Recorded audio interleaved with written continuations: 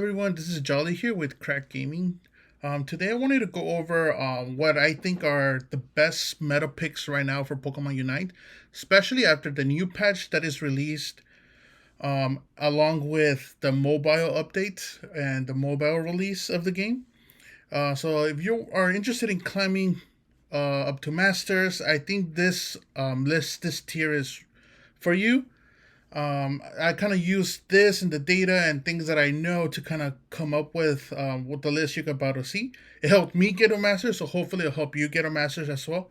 Um, but yeah, the patch had a lot of changes, a lot of nerfs for a lot of the Pokemon that we used to love and play, and some other Pokemon that were not considered good are got a boost. So I kind of wanted to go over all of those in today's video. So to start off with, Clefable hasn't been released yet, so we don't know much about her. The same thing with Mamoswine and Sylveon. We don't know if they're going to be released with the new patch and the mobile release. But if they are, I'll definitely cover those. I'll make some guides. You guys can come back to those and view those here on this channel. But so I'm going to put her in the D rank. We don't have information about her.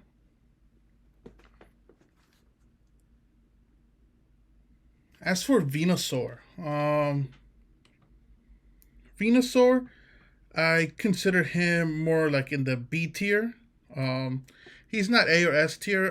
The buffs are good, but they're not what he needs in order to get to A or S rank. He is pretty squishy. If they added a bit more tankiness to Venusaur, then I would consider him A or S. But because he's only relying on his ultimate to steal Zapdos at the end of the game, and he doesn't win lanes that much, I consider him in V tier.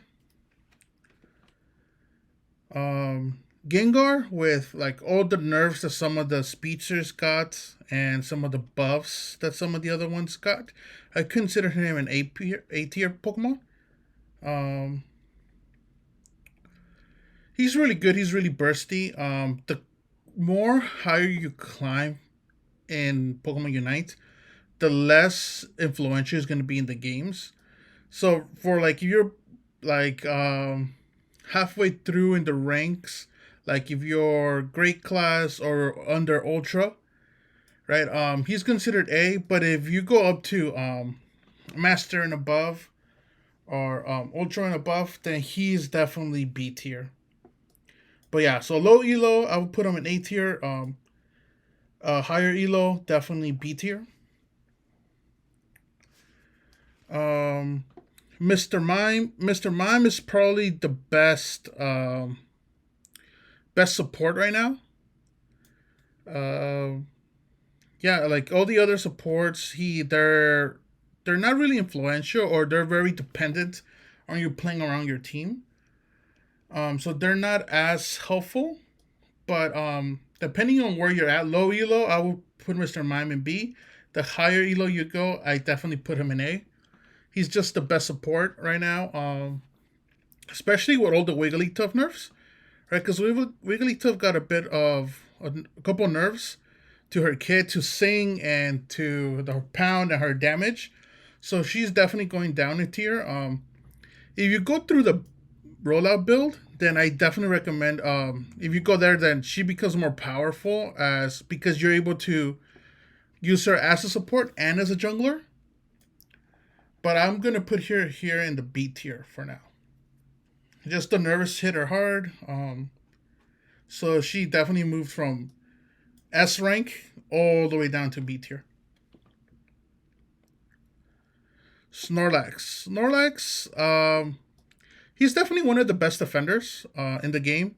The only other one that's just as good or better would be Blastoise. Blastoise is definitely an S tier Pokemon.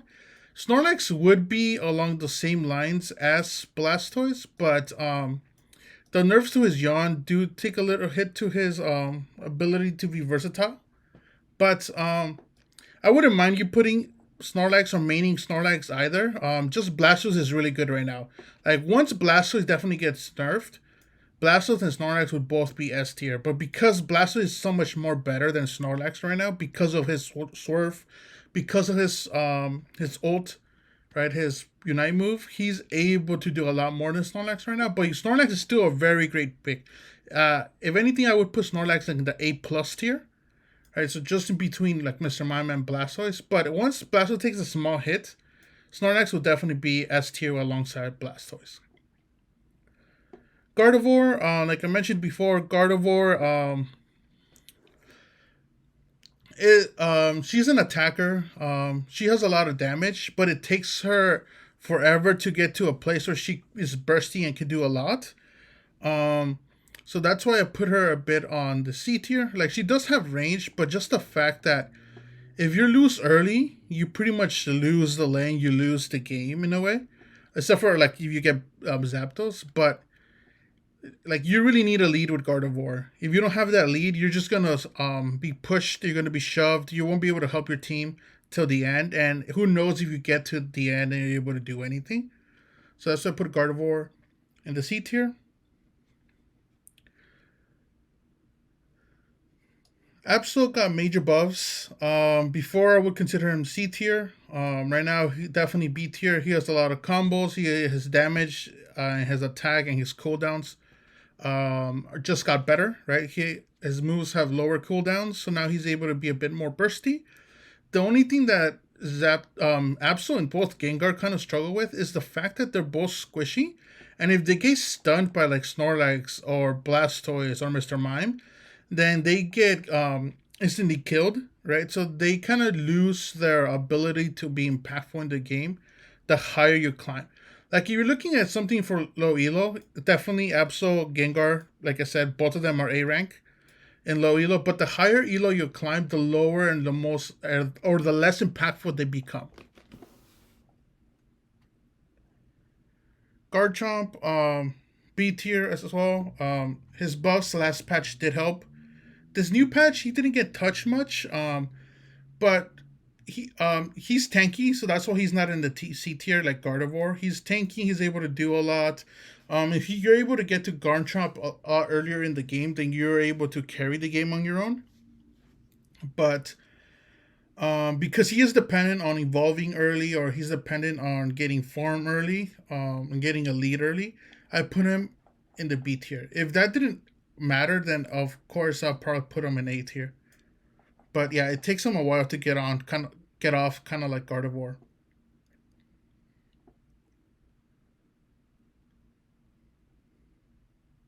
Lucario. So Lucario did get hit. Build on his build, his power punch got hit. It is a slight nerf, but people that play Lucario, um, their combo is basically Bone Rush, Extreme Speed. You just combo off of that, and that's kind of the build you want to go to. So even though he did get his power punch nerfed, the combo Extreme Speed Bone Club combo is just a lot better. So that's why I put him in A tier. I would have put him as S tier, but there was someone else who just got a massive buff that I think is going to be a lot better as an all rounder compared to Lucario, and that Pokemon is Charizard.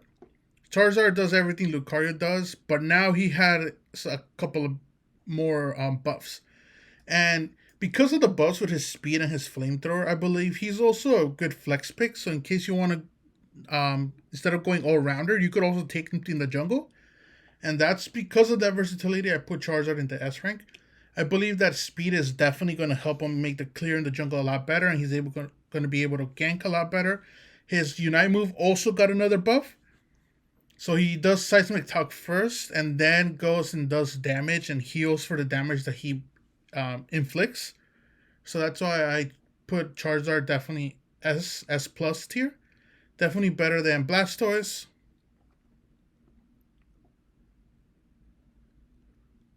Crusoe, again, he's another defender that's really impactful in the game. He's able to move around, cut off your opponent. So I put Crusoe in the A tier, similar to Snorlax. Just very dominant in lane, and could carry your team.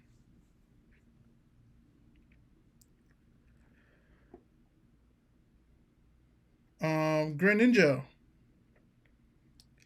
I'm putting Greninja in the B rank. He used to be S rank last tier list because of how he was able to get in, get out, steal objectives, get the Zapdos, get the Rotom, or even the Dreadnought. He was really impactful in the game. But now, because of those nerfs, he definitely did go down a tier. He might be B rank. We still have to wait and see to see how he plays out and see how impactful those nerfs were. But for now, I'm going to put him in the A rank. He's not as good as some of the other junglers because of the nerfs, but depending on how damage goes, he could still be S rank, S minus slash A plus, or he could be lower, right? So we'll find out as soon as the patch hits and we start playing and trying him out and see how he's doing. But for now, I'm going to put him in the A rank. Someone that benefited a lot from the new patch is Talonflame. He got a lot of damage. He got a lot of speed and mobility out of his moves in this patch. His fly gives him a bit more speed. He's able to get in, get out, steal objectives. I think he's going to be the new one of the new junglers that are going to start taking over games. Because last patch he got a massive buff, and that helped him be considered as one of the top junglers. But he didn't have that extra push that he needed to compete with Cinderace or Greninja last patch. But this patch, he definitely is borderline SA. So we'll just have to wait and see again to see how he does. But my hunch is that he's going to be A rank. He's not going to be as good as like Zeraora and Cinderace. I think these two are the best junglers right now. Cinderace just got some buffs because they nerfed him too much the last patch, so he just gained some of that mobility, some of that attack speed, some of those cooldowns are going to help him with his clears and his ability to gank and steal objectives. So that's what I put Cinderace there. Zeraora didn't get nerfed at all, or at least his discharge didn't get nerfed. Didn't get touched at all. Neither did his Volt Switch. So he's still very impactful. I consider him the best jungler in the game as of now because he's really bursty. He has AoE. He's able to attack all the opponents, the whole team at once, and he just got a bit more damage. Right, like his other moves did get hits, and the combos are a bit off, but you don't really use those combos. In the game, you mostly go for the Volt Switch / Discharge build. So that's why I consider him the best jungler right now.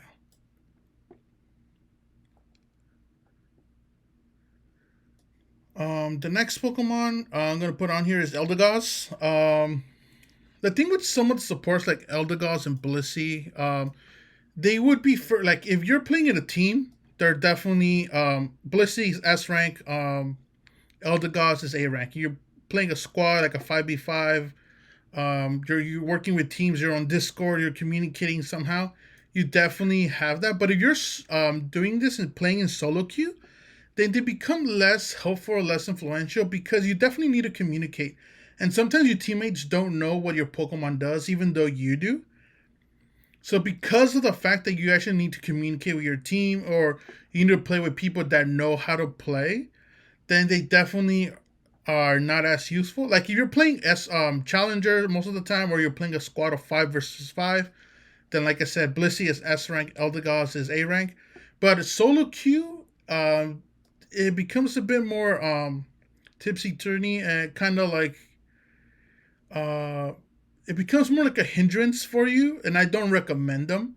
Like, yeah, you could play them, and yes, you could go higher. Like, if you're playing with like a team of 2 or 3, then yes, definitely S rank, A rank, like I said. But if you're playing solo queue, you don't have any teammates, especially early and low elo. A lot of your teammates don't know what your Pokemon do. So it's going to be hard for them to follow up or for you to go in and heal them or for you to let them know that's like they could keep fighting because you're about to heal them, right? So they're going to back down, and if they back down and you're still in there, you get stuck, then they're going to kill you.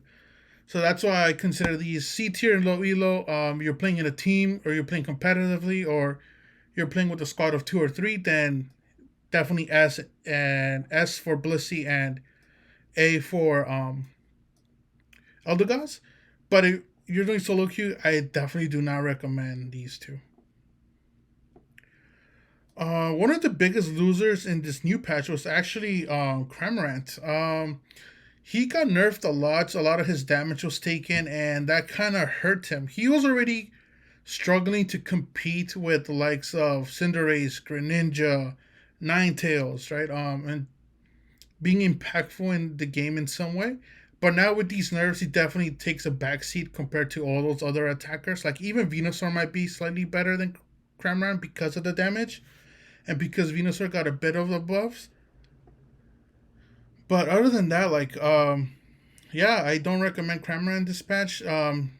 Next patch he might be viable depending on how Nintendo and like the developers determine how impactful those nerfs were, and they might give him some damage back. But for now, he's definitely in the C tier for me. Pikachu is also the B tier. Pikachu is really good in lane, but he falls off late game because he is squishy and he doesn't have that much damage overall.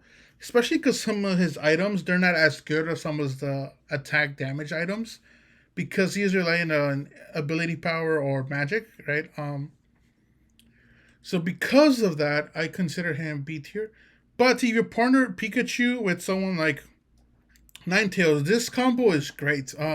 The CC that Ninetales provides and your Electro Web in the beginning just lets you win lane and you're able to help your teammates along. But like I said, that's if you have a duo, right? So you need that Ninetales or some form of CC to help you in lane. So anything like Ninetales, Snorlax, um, Mr. Mime, so those type of Pokemon will help. But because you're dependent on that, I put Pikachu in the B tier. Um, as for Slowbro, he's like I said, he's another support slash defender. He is a bit more tanky than Blissey and Eldegas, which is why he might be more helpful. And I personally think that when you're not with the squad or with a group of 5 or a group of 2 or 3, heals don't do as much as CC does. And because of that, I put Slowbro in the B tier, a bit above Blissey and Eldegas. Um, because preference CC is really good when you have someone that does damage versus heal, right? Because your heals would grow exponentially over the game. You get as you level up, you get to heal more. Versus like you have a stun in the beginning of the game, you kind of are able to take over the game a lot earlier on. Like yes, you're powerful late in the game if you're a healer, but you have more impact in the early games if you have some form of CC. And that's kind of like how I choose my Pokemon, like in any champion in any game, in any MOBA. Like, do you have CC? Yes. If you have CC, you're able to stun your enemy and then you get to do free damage. Versus healing being slightly lower in the beginning and then it growing more towards the end. Right, so that's why I put Slowbro there. And last but not least, Machamp. Machamp did get hurt. Low elo, definitely he's C tier. I would say do not touch Machamp. And low elo. If you are a higher elo, Machamp could be B tier, B plus. I would say B plus, A minus is between A and B. Machamp, because of the fact that Machamp could be a really good jungler if you give him extreme speed and he uses his Unite move. But like I said, he's dependent on that extreme speed and that Unite move, so you don't get your Unite move till later, right? And my preference is like I'll win early, win the game, right? Have control, make sure that you're in a place where you're winning lanes, so that when Zapdos comes up, you don't need it, right? Because if you don't need Zapdos, you could just defend it, and the other team has to try to attack it. And if they're attacking it, it gives you a better chance at trying to steal the Zapdos versus you trying to rush the Zapdos because you have fallen behind because you took a healer or because you took a all-rounder that doesn't have that much impact early game, or an attacker like Cramorant or Gardevoir that don't do that much early game, that have to scale, right? I mean, at the end, like when their scaling is done, yes, they do. They have a lot and they contribute a lot, but it's dependent on you getting to the game. Most of the times, what I've seen is like for teams that do scale, when they scale, they do win, but they have to also be ahead. Because if they're behind in their scaling, it's harder for them to come back in the game, especially when there's an objective like Zapdos. And because all of these in the C tier are really squishy, even though they scale and do a lot of damage or do a lot of healing, if you get killed, you get CC'd, then it's over for you and your damage, and your team is just gonna flame you, right? So, and for those reasons, I put Machamp in B tier. But yeah, if you're looking for a support, like just small overview of what I think you should pick if you are specific role. It's like if you are a support, you could go different ways. You could go with Mr. Mime as one of your supports. If you want to play a defender, I think that might be where the meta is going, where you have 2 defenders per team instead of a support. You could play Blastoise, Snorlax. If you have Blastoise, Snorlax, or Blastoise, Cramorant, or Snorlax, Cramorant, you're more likely to be able to win team fights just because you're able to take damage while your backline is just dealing damage. Right, so your support, definitely recommend Mr. Mime if you want to play a supporter. If you want to play more of a defender, I definitely recommend Snorlax. Blastoise is the best defender, so always choose Blastoise. But if that's taken, then go Snorlax or Crusoe. Those are my, I think those are the best defender choices. If you're playing an all-rounder, right now, Charizard is the best all-rounder, especially with the new buffs. It seems like he's going to be the best all-rounder. Yes, we still have to wait and see, but based on what I've seen so far of the buffs, I think Charizard is definitely going to be an S rank. And the other, in case he's taking the other all-rounder, you might want to try is Lucario, because he did get nerfed, but his main build is untouched, right? Or if anything, I believe they even increased his extreme speed, or they gave it a boost, so that might be more helpful. If you're playing a jungler, Zeraora, Cinderace, or Charizard, I believe these 3 are going to be the best junglers in the game right now, especially with Charizard having those buffs on that speed on his flamethrower. I definitely think that he's going to be a very good jungler. If you're looking for an attacker, Ninetales is good. Cinderace is good. Greninja is also good as an attacker. So if you want to experiment with Cinderace, Greninja, go for it. I think the nerfs did bring him down a tier, but in case those nerfs didn't do too much, he should still be a good jungler and a good attacker. As for I already covered defender, so that's all my picks. Defender, support, attacker, jungler, all rounders. Hopefully you found this tier list helpful. If you can, please like, comment, subscribe on the video. Let us know if you want to see more content, or if you want to join a community of gamers playing Pokemon. Also, just drop that out in comments so we could see if we could get a Discord going for you. But yeah, I'll see you guys next time. Peace.